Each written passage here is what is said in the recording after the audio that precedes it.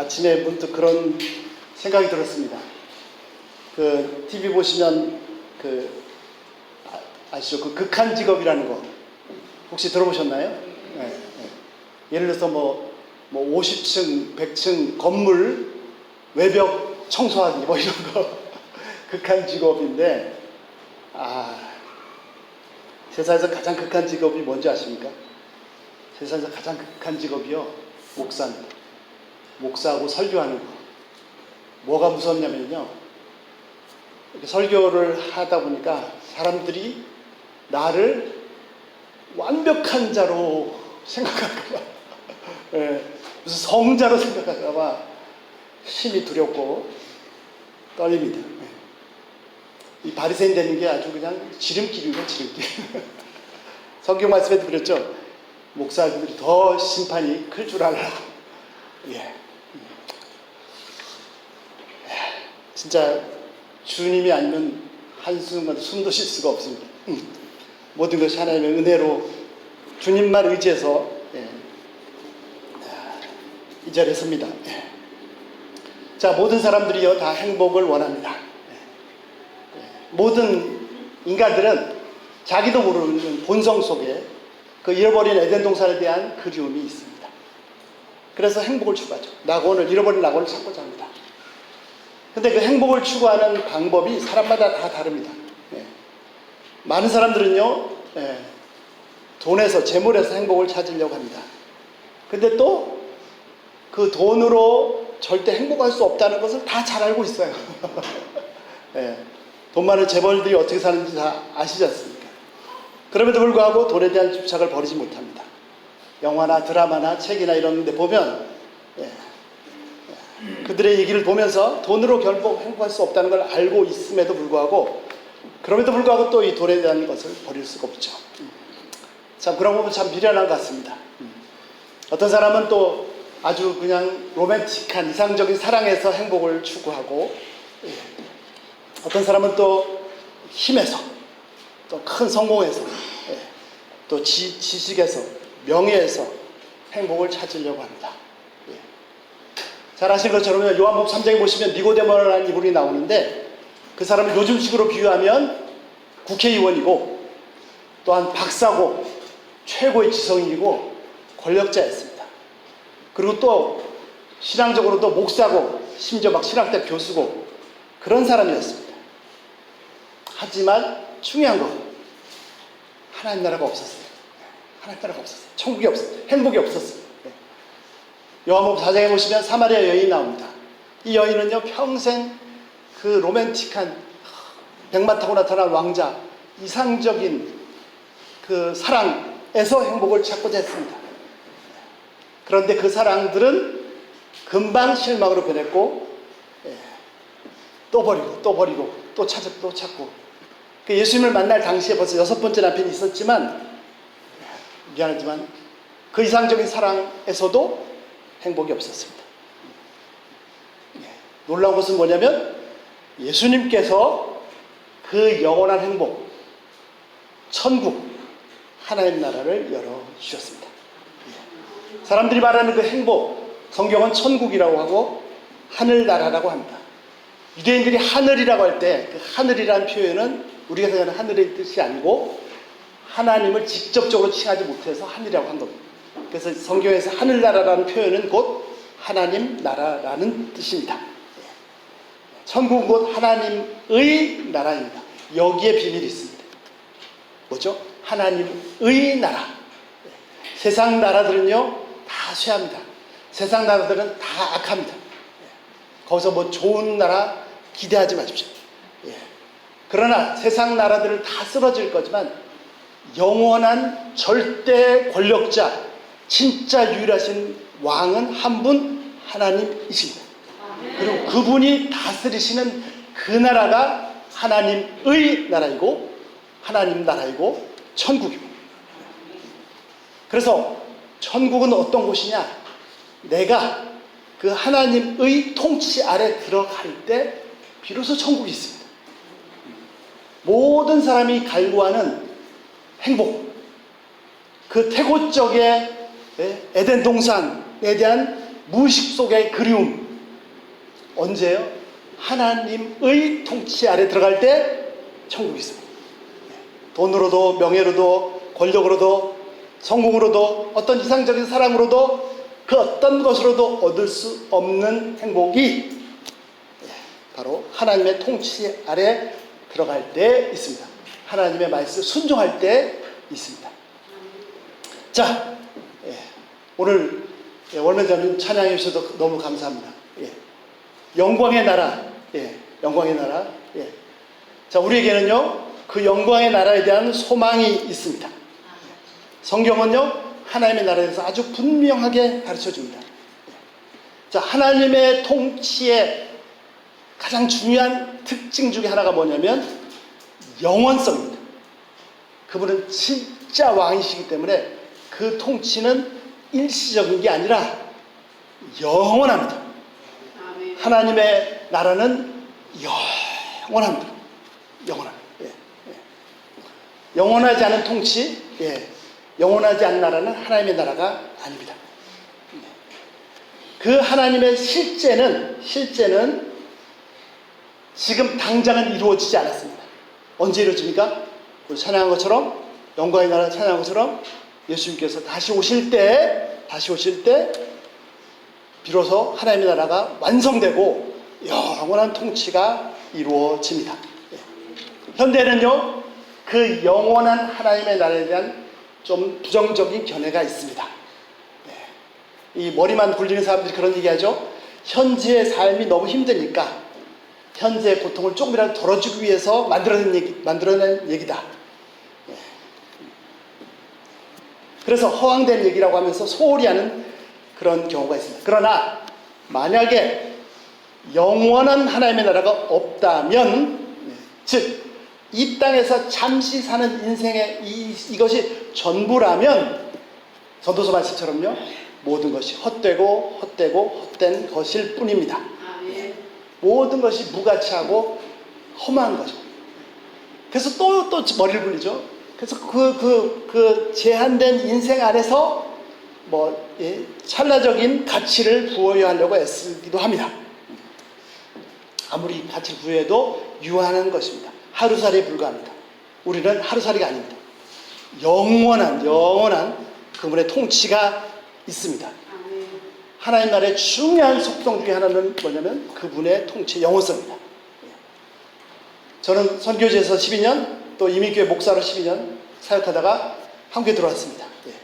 처음에 올 때는 또 어느 다른 선교지로 인도하시는가 이제 이렇게 기도하면서 찾고 있었고 또 몇 군데도 가봤습니다. 근데 참 하나님의 은혜로 우리 목사님 정말 우리 목사님께서 하나님께서 쓰신 그 사역을 보면 너무너무 귀한 분입니다. 하여튼 같이 이렇게 우리 동포들하고 같이 지낼 수 있어서 너무 감사하고 또 원어할 수 있도록 할 수 있어서 너무 감사합니다.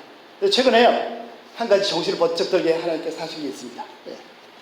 근자에도 제 친척 어르신들 중에서 80대 70대 후반 이런 분들이 한 3분이 돌아가셨습니다.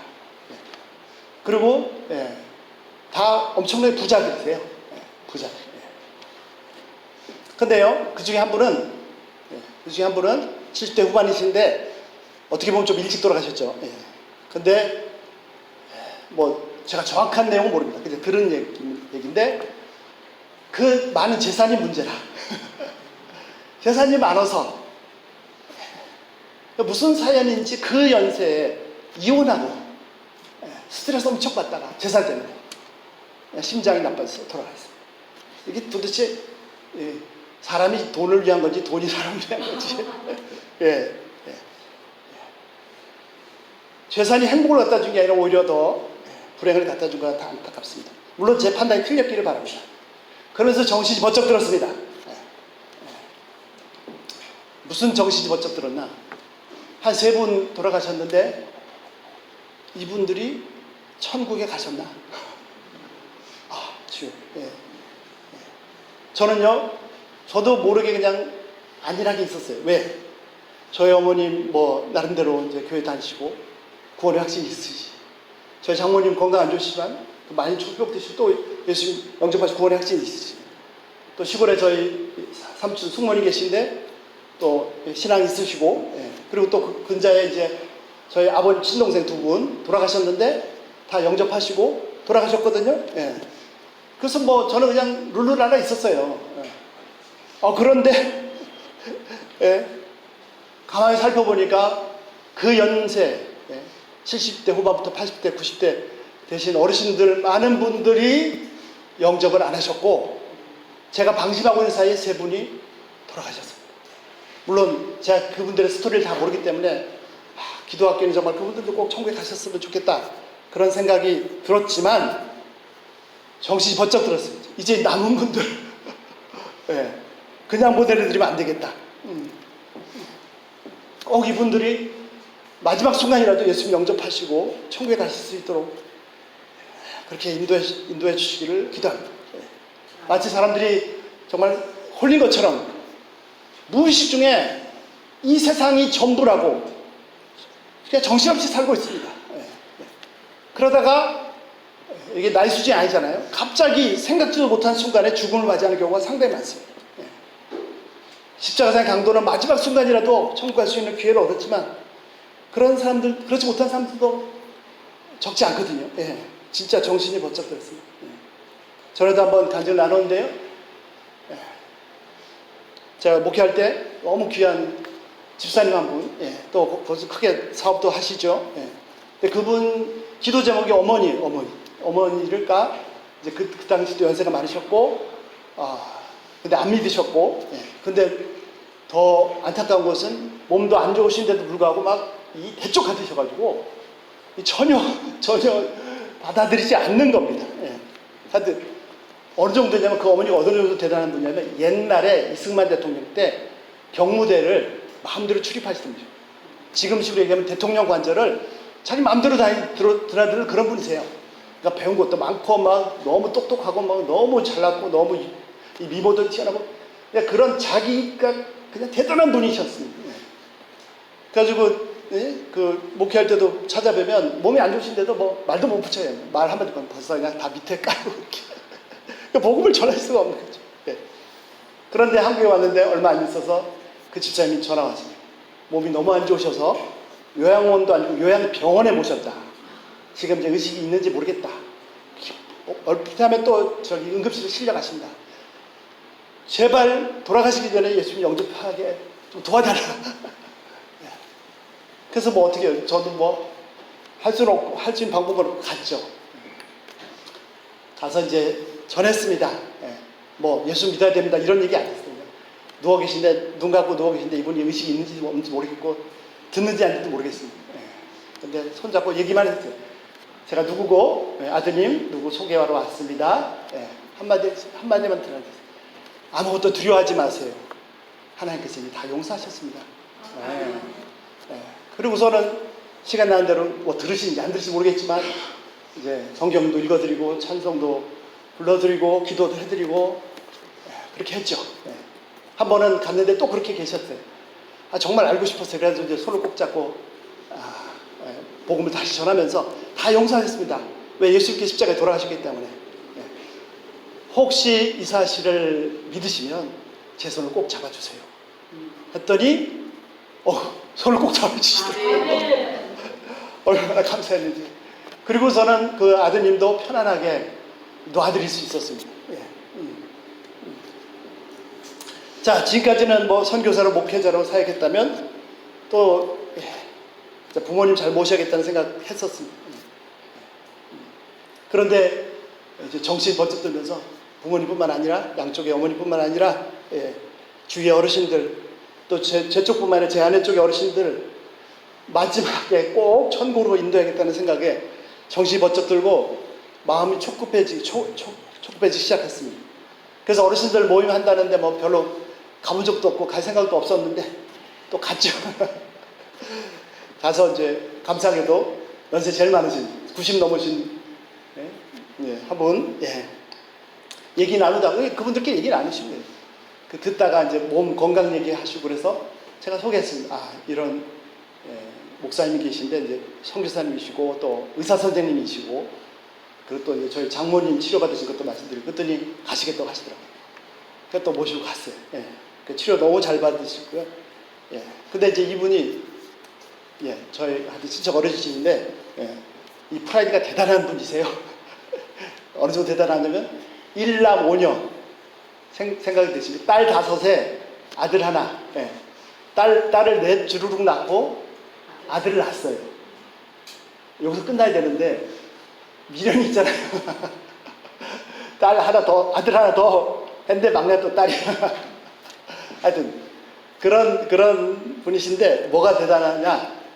이 오남매에서 이제 결혼하고 사위까지 뭐 다 해서 박사가 7명인지 9명인지 나오는 그런. 그러니까 말하자면 그게 뭐 참 조용하시고 점잖으신데 속에는 이제 그 파이가 엄청나죠. 예. 근데 이제 몸이 약해지니까 좀 많이 그러셨나 봐요. 예. 아주 치료 잘 받고 오셔서 또 뭐 원인이 그것뿐만은 아니겠죠. 예. 딸들이 또 수고하고 해서 예. 몇 주 있다가 또 바로 집 앞에 교회에 나가기 시작하셨고 또 감사하게도 그 교회에서 서로 나오셨으니까 4주 동안 또 목사님 이렇게 공부시키신다고 하시더라고요. 그래서 꼭 복음을 듣고 영접하셨으면 좋겠다. 그렇게 기도하게 됐습니다. 예. 정말입니다. 진짜입니다. 진짜 이 세상은 잠깐입니다. 예. 이 세상 우리 뭐 붙잡고 뭐 예. 네가 오르니 내가 오르니 뭐 물고 뜯고 살지만 예. 잠깐입니다. 연세 드신 분들 그렇잖아요. 젊었을 때는 막 내 인생이 창창할 것 같은데 돌아보면 금방이었잖아요. 순식간에 지나가 버렸죠. 예. 이제 곧 종말입니다. 모든 일에 시작이 있으면 끝이 있습니다. 예. 세상 일에 시작이 있으면 반드시 끝이 있죠. 우리 인생도요, 시작이 있으면 반드시 끝이 있습니다. 지혜로운 자는 이걸 알고 끝을 준비하죠. 역사도 마찬가지입니다. 역사의 시작이 있었으면 반드시 끝이 있습니다. 그러나 그것이 끝이 아니라 그 이후에 영원한 하나님의 나라가 있습니다. 아멘. 그 영원한 하나님의 나라가 준비되셨나요? 그 영원한 하나님의 나라가 준비되셔야 됩니다. 자, 두 번째, 이 영원한 하나님의 나라뿐만 아니라 또 이해 못지 않게 중요한 것은 뭐다? 그 영원한 하나님의 나라를 이 땅에서도 맛보며 살 수 있다는 거예요. 예. 하나님의 나라의 영원성 매우 중요합니다. 행복, 천국. 예. 하나님의 나라의 본질은요, 영원성. 두 번째, 그 다음에 하나님의 통치. 하나님의 왕이신, 하나님이 다스리신 것. 하나님의 왕권이 하나님의 나라의 본질입니다. 조금 전에 말씀드린 것처럼 예수님 재림 이후에 영원한 통치가 시작되지만 이 땅에서도 내가 그 하나님의 나라의 통치에 나 자신을 내어드릴 때 그분의 말씀에 내가 완전히 순종할 때 바로 천국입니다. 그 어떤 것으로도 돈으로도 재물로도 명예로도 뭐 내가 높임 받고 뭐 몇십 받고 그 어떤 것으로도 지혜로도 지식으로도 전혀 맛볼 수 없는 그 하나님의 나라가 그 말씀에 나 자신을 딱 맡길 때 그분의 통치 아래 나 자신을 드릴 때 그 영원한 나라뿐만 아니라 지금 이 땅에서도 주위에서는 환난과 핍박과 어려움들이 많이 있을지라도 뭐 물질적인 경제적인 신체적인 여러 가지 어려움이 있을지라도 내가 그분의 통치 아래 나 자신을 드릴 때 나는 천국을 살고 있습니다. 천국을 맛보고 있습니다. 예. 매우 안타까운 사실이 하나 있습니다. 뭐가 안타깝냐면요, 예수님 믿고 구원받아서 이미 영원한 나라를 소유하고 하나님 나라에 들어와 있는 사람인데 그런데도 불구하고 하나님 나라에 들어와 있음에도 불구하고 안타까운 것은 뭐냐? 그렇게 남들이 원하는 그 행복을 하나님 나라를 살고 있지 못하는 사람이 안타까운 거죠. 예. 예수님 몰라서 천국 몰라서 그래서 천국을 살고 싶어도 살지 못하는 사람, 그 행복이라는 걸 찾아서 일생을 수고하지만 계속 잡히지 않는 그 산 정상처럼 그런 사람들이 대부분인데 이미 영접해서 그 나라에 들어와 있음에도 불구하고 그 나라를 살고 있지 못하다면 이게 얼마나 안타깝겠습니까? 바로 옆에 오아시스가 있는데도 불구하고 그냥 목이 타가지고 그냥 죽어가는 사막에 있는 사람 같습니다. 그러다 보니까 어떻게 해요? 여전히 그냥 분명히 하나님 나라를 소유한 사람인데 세상 똑같은 가치관으로 돈을 추구하거나 뭐 다른 것들을 자꾸 추구하죠. 돈을 그렇다고 다 갖다 버리라는 거 아닙니다. 돈은 추구해야 될 대상이 아니라 뭐죠? 다스려야 될 거죠. 다스릴 때. 그 돈조차도 하나님의 뜻 안에서 복종시켜야 될 거죠. 내가 내가 돈을 하나님께 복종시키지 않으면 돈이 나를 지배합니다. 예, 예. 내가 하나님께 복종시키죠. 그래서 나 자신이 하나님 나라의 통치 아래 들어갔다. 하나님 말씀에 순종했다는 건 뭐죠? 우리 아까 아침에도 예배합니다. 예? 내 모든 것으로, 내 속에 있는 모든 다 예배하라, 찬양하라. 뭐죠? 나의 모든 시간, 나의 입술, 나의 눈, 나의 내장, 예? 나의 소유, 나의 모든 것 다 들여서 그분께 예배하고 경배하고, 예, 그분의 통치 안에 들어갈 때 거기가 바로 하나님 나라죠. 그렇다고 해서 또 뭐 그럼 몽땅 다 재산 헌금을 그렇게 오해하지 마세요. 오해하지 마세요. 예, 그것 다 주님을 위해 쓰시란 말입니다. 내가 사는 매 순간 다 필요하잖아요. 예, 그거를 돈에 지배받아서 하지 말고 그것을 하나님의 통치에 들여서 하나님께 쓰시도록 계속 해드리면 내가 하나님 나라를 사는 거죠.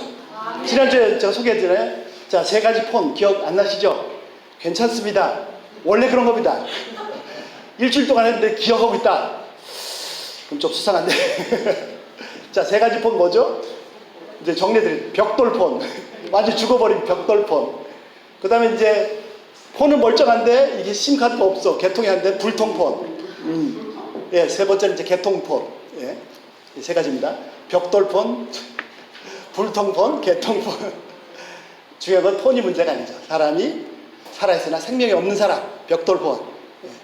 분명히 예수 믿고 구원받았는데 그런데도 불구하고 세상 가치관으로 사는 육에 속한 사람. 예. 그리고 정상 개통폰. 개통 뭡니까? 영에 속한 사람. 예. 육의 사람, 영의 사람. 예. 육의 사람이 참 안타까워요. 분명히 하나님의 시민권을 가지고 있는데 오히려 세상 사람보다 더 집착하고, 예, 안타까운 거죠. 예. 그래서 성경에서 말씀하신 예수님께서 가르쳐주신 하나님의 나라에서 알아야 됩니다. 간단합니다. 하나님의 나라, 나 자신을 그분의 통치 아래, 그분의 말씀 아래 다 드리면 바로 하나님의 나라입니다. 나의 돈, 나의 모든 소유, 생명, 육체, 입술, 뭐 눈, 뭐 모든 것, 나의 가족, 자녀 다 드리면 하나님 나라예요. 내가 그거 붙잡고 내가 어떻게 해보려니까 힘들죠. 예. 예.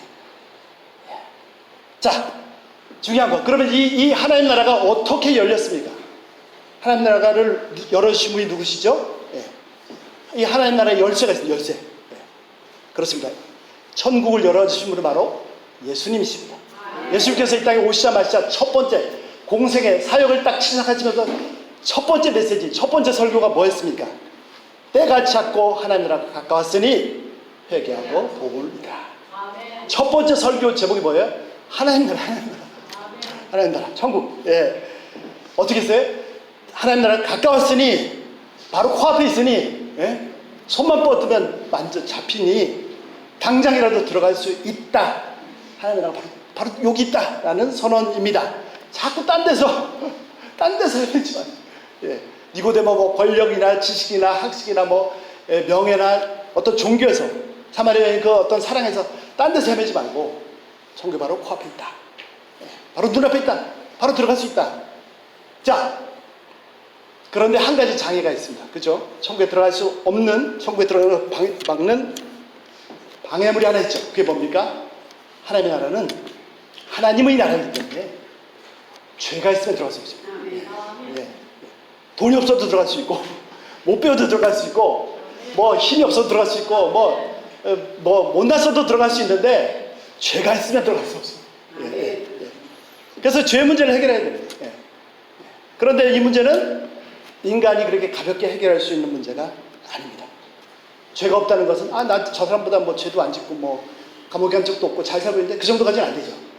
하나님 보시기에 완벽하게 의로워야 되고 하나님의 의로심처럼 의로워야 되고 예. 아무도 해결할 수 없습니다. 예. 그래서 어떻게 해요? 하나님께서 불쌍히 여기셨어요. 하나님께서 우리 한 사람 한 사람을 보시는 그 마음이 그겁니다. 진짜 내가 뭐 잘났다 못났다 뭐 어떻게 했다, 하나님은요 그냥 불쌍해. 예. 그래서 인간이 스스로 해결할 수 없어서 하나님께서 직접 해결해 주셨죠. 위에서부터, 하늘로부터 해결책이 내려왔습니다. 그것이 뭐냐면 바로 예수님이시죠. 우리 가운데 오심, 직접 구원하시고 오신 예수님이시고, 그분이 내가 살아야 될 완벽한 삶을 사셨고 내가 죽어 마땅한 그 죽음을 죽으셔서 나의 모든 죄값을 다 지불하셨습니다. 이제는 나는 죄인이지만 마치 예수님처럼 완벽하게 죄 없이 사신 의인으로 나를 선고해 보셨죠. 네. 그래서 이 예수님을 의지하면 바로 하나님 나라입니다. 죄 문제가 빵 해결됐으니까, 문이 딱 열렸으니까, 만세반석이 깨져서 청문이 활짝 열리고, 그 지성소를 가로막고도 휘장이 위로부터 아래로 쭉 찢어져서 지성소가 활짝 열렸습니다. 천국이 바로 우리의 것입니다. 그래서 어떻게 해요? 때가 찼고 하나님 나라가 갔으니, 하나님 나라 바로 코앞에 있으니 뭐 하라고요? 다른 거 필요 없어요. 이 죄 문제 걷어내면 되죠. 회개하고 복음을 믿어라. 죄인 거 그냥 인정하고, 뭐 내가 그거 뭐 어떻게 좀 해보려고, 그래도 뭔가 좀 착하게 뭐 해보려고 백날 해봤자 그 내가 한 의는 내가 지은 죄에 뭐 비교도 보이지도 않습니다. 그러니까 죄인 거 인정하고 어떻게 해요? 복음을 믿으라. 십자가를 의지하라.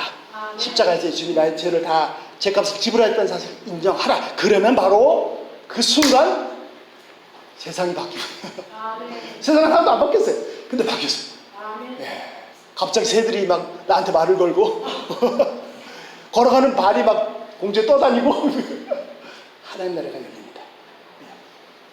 그래서 예수님께서 이 땅에 오셔서 하신 사역이 딱 두 가지인데요. 두 가지. 다 같은 겁니다. 두 가지. 첫 번째는 뭐예요? 예수님께서 이 땅에 오신 목적이 뭡니까? 바로 십자가로 죽기 위하십니다. 저도 제 인생 참 중요하거든요. 내 인생 참 한 번밖에 없는 인생 멋지게 살아야 되는데 예수님은 이 땅에 딱 한 번 오셨는데 왜 오셨어요? 죽으려고. 멋지게 사셔야 되는 거 아니에요? 죽으려고. 그래서 바로 십자가를 향해서 가셨습니다.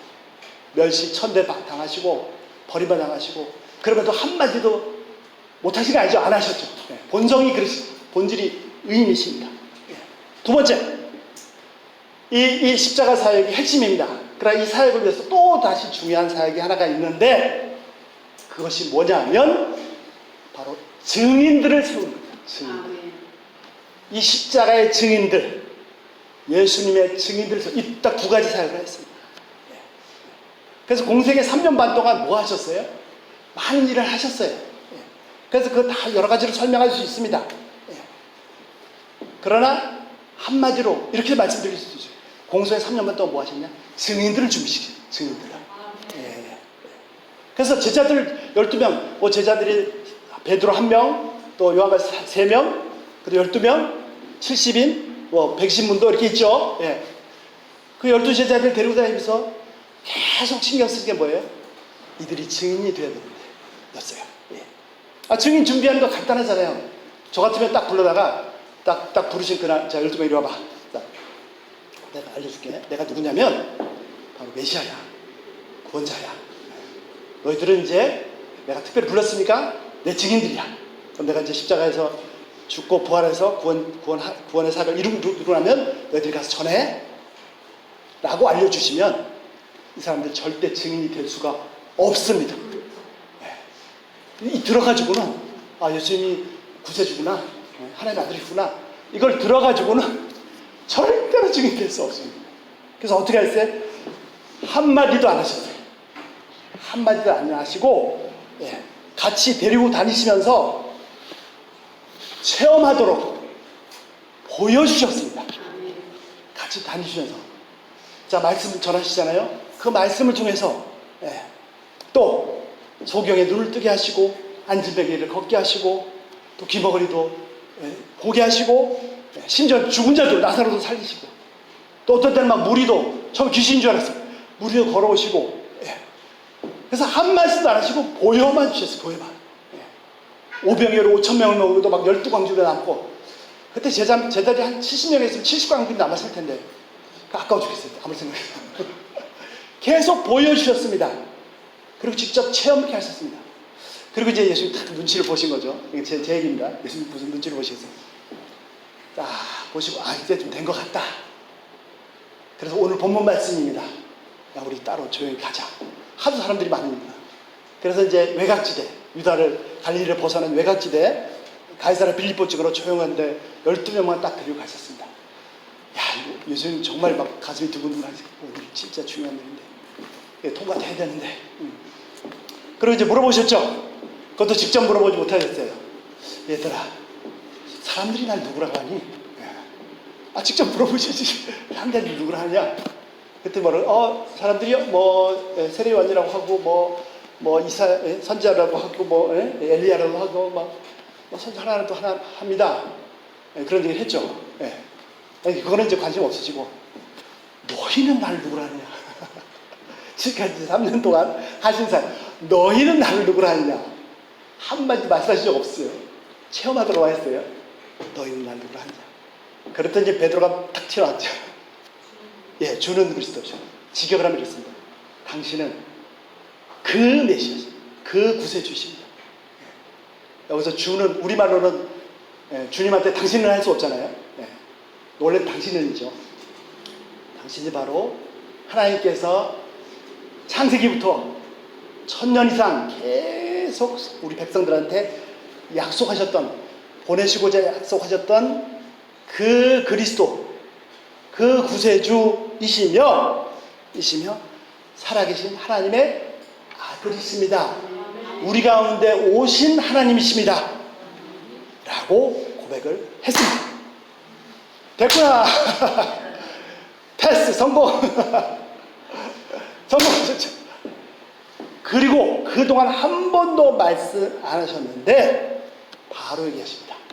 처음으로 베드로의 고백을 딱 들으시고, 이제 증인 다 준비했구나. 바로 말씀하시죠. 우리 21절 보실까요? 21절. 이때로부터 예수 그리스도께서 자기가 예루살렘에 올라가 장로들과 대제사장들과 서기관들에게 많은 고난을 받고 죽임을 당하고 제3에 살아나야 할 것을 저희들에게 비로소 나타내시니라. 그전에는 말씀 안 하셨어요. 그리고 지금도 제자들을 담보시키셨어요. 20절 보세요. 20절 뭐라고 했습니까? 그분이 메시아신 것을 알리지 말라. 왜? 이 사역, 이 십자가 사역이 걸림돌이 될 수 있습니다.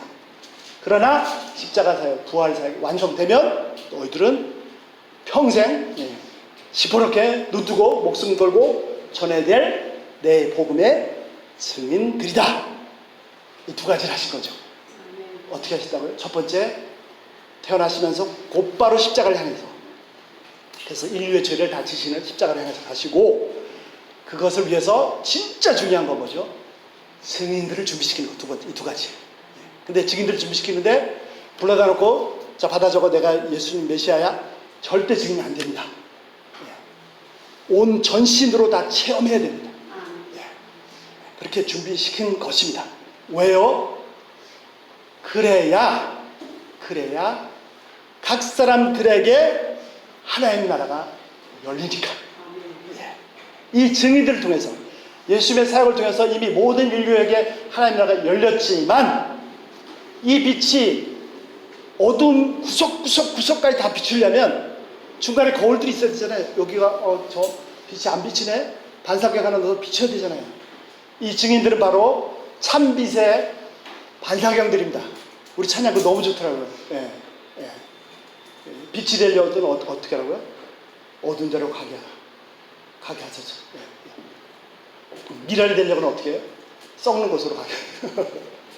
어두운 곳, 불안한 곳, 그런 곳에 구석구석 비추는 증인들로 준비하신 거죠. 그래서 하나님 나라는요, 여러 가지 비유 중에 많이 말씀하셨죠. 누룩 같은 것이고, 터지면 막 팡팡팡팡 터져가는 그런 것입니다. 자, 결론 내리겠습니다. 자, 한 4가지 나눌게요. 첫 번째요, 더 이상 우리는 하루살이 같은 존재가 아닙니다. 잠시 있다 가는 건 있습니다. 노후 대책도 중요한데 사후 대책이 더 중요합니다. 영원한 하나님 나라를 소유하셨습니까? 이 땅에서 좀 못났고 몇시 받고 가진 것 없이 살 수도 있습니다. 이 땅에서 똥똥거리며 살다가 영원한 지옥에 떨어지는 것보다 부족했지만 영원한 하나님 나라를 소유한 자가 진짜 부자입니다. 두 번째, 이 땅에서조차도 하나님 나라를 맛보게 하십니다. 어떻게 해요?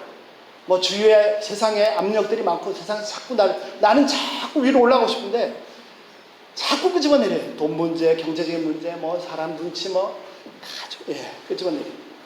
그 모든 것들을 그분의 통치 아래 내어드릴 때, 예, 그분의 말씀에 나 자신을 다 드릴 때 바로 이 땅에서도 하나님 나라를 맛보고 살게 하십니다. 나도 모르게 내 입에서 내 잔이 넘치나이다 찬양이 터지게 하십니다. 예. 이 땅에서 죄악된 육신을 입고 사는 동안에 발견되는 모든 죄를 다 십자가 앞에 내려놓고 그 십자가의 복음에, 십자가의 사랑에 매일 감격하며 그 복음을 누리며 그 복음으로 살 때 시편 기자가 얘기한 것처럼 내 발이요 꽃사슴처럼 들판을 뛰놀게 하시는 체험을 하게 하실 겁니다. 자, 세 번째 뭐죠? 예. 우리의 이 땅에서의 여정은 이 복음의 증인, 십자가의 증인, 예수님의 증인, 천국의 증인으로 사는 삶입니다. 우리의 말들, 우리의 행실들, 우리의 말도 참 중요해요. 더 중요한 건 뭐죠? 내가 주위에 어려운 일들이 많이 있지만, 저거 그냥 한 큐에 그냥, 아이고. 많이 있지만, 그조차도 주님께 내어드려서 내가 하나님 나라를 살고 있는 이 삶이 더 진짜 증인의 중요한 요소인지. 내가 직접 말로도 전해야 됩니다. 말로 전하는 걸 무시하지 마세요. 소리하지 마세요. 말로도 전해야 되고, 기회를 주실 때마다 말로 전해야 되고, 더 중요한 거, 말은 전하는데 삶은 막 인상 쓰고 다녀. 그러면 안 되겠죠? 예. 그 어려운 모든 문제들을 주님께 내려드려서 내가 하나님 나라를 사는, 그래서 이 땅에서 천국의 증인들, 하나님 나라의 증인들, 예수님의 십자가의 증인들입니다. 세 번째. 예. 그래서 네 번째, 조금 전에 다 말씀드렸네요. 예. 예. 자, 세 번째는 우리가 증인된 삶을 사는 것이고, 네 번째, 증인의 삶을 살 수 있는 가장 좋은 방법은 뭐냐? 예. 벽돌폰이나 불통폰으로 사는 게 아니고 하나님과 개통된 폰으로 사는 삶이 이 땅에서 가장 훌륭한 증인의 삶입니다. 그래서 성경이 요셉을 통해서 말씀하신 것처럼, 요셉이 그랬던 것처럼 가장 가까운 사람들로부터 시작해서 나를 통해서 하나님께서 나와 함께 계심을 발견하게 할 수가 있게 하시고 그렇게 하실 것입니다. 여러분 이제 나가보세요. 이제 예배 끝나고 나가보세요. 당장 길에 걸어다니는 사람부터 해서 뭐 만나는 모든 사람들 여기 기웃 저기 기웃하면서 어디 행복이 있는가, 어디에 하나님 나라가 있는가, 이렇게 살고 있습니다. 놀라지 마십시오. 우리는 이미 하나님 나라를 소유한 사람들입니다. 누리시기 바랍니다. 이 땅에서도 누리시기 바랍니다. 아마 영원한 천국에 가봤을 때 익숙하지 않아가지고 좀 머쓱한 사람도 있을 거예요. 근데 아주 익숙한 사람들이 있을 거예요. 왜요? 이 땅에서 이미 충분히 잘 살아왔기, 천국을 누리며 살아왔기 때문에. 예. 그래서 이 어려운 때에 천국을 누리며 사십시오. 예. 그러면 하나님께서 나를 통해서 아직도 여기 기웃 저기 기웃 행복을 찾아서 천국을 찾아서 헤매는 그 사람들에게 우리를 통해서 천국을 나누어 주게 하실 겁니다. 기도하겠습니다.